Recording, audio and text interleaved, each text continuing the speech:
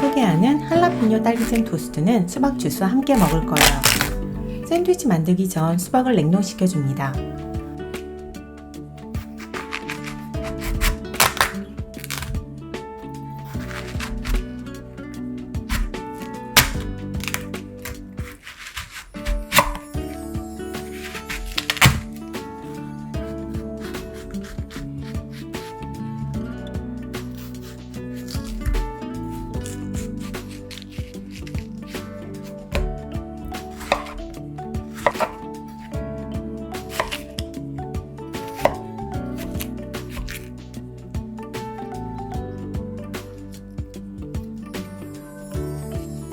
수박 주스에 수박씨가 들어가면 씁쓸한 맛이 날 수 있거든요.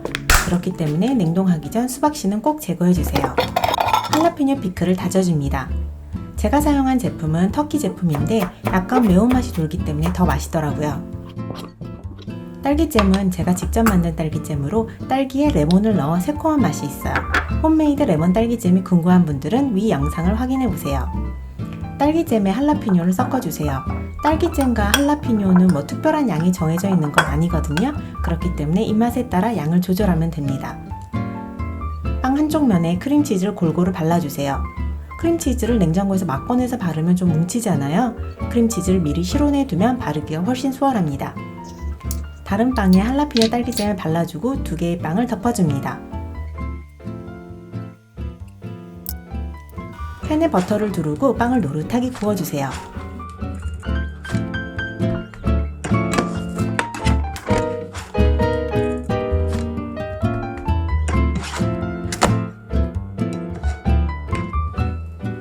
지금까지 저는 딸기잼 토스트가 간단하기 때문에 만들어 먹었거든요.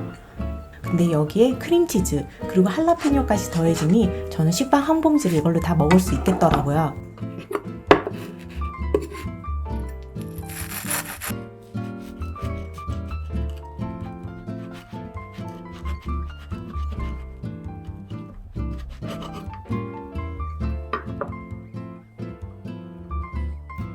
구독 그리고 좋아요로 부부밥 많이 응원해주세요.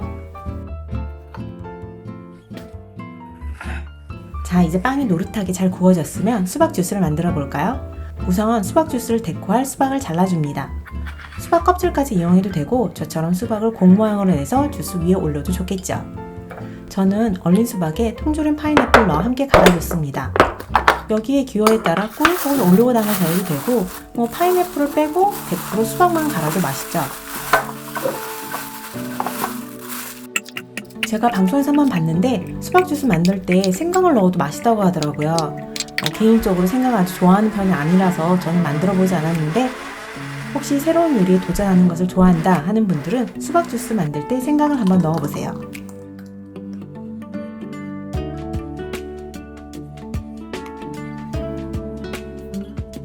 이렇게 완성된 할라피뇨 딸기잼 토스트 그리고 수박 주스 한 잔.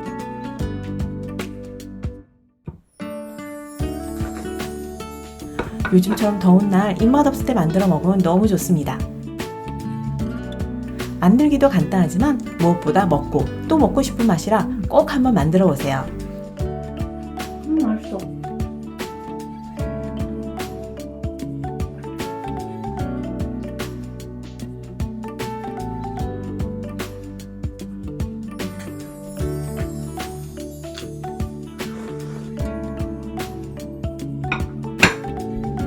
끝까지 시청해주셔서 감사합니다. 안녕.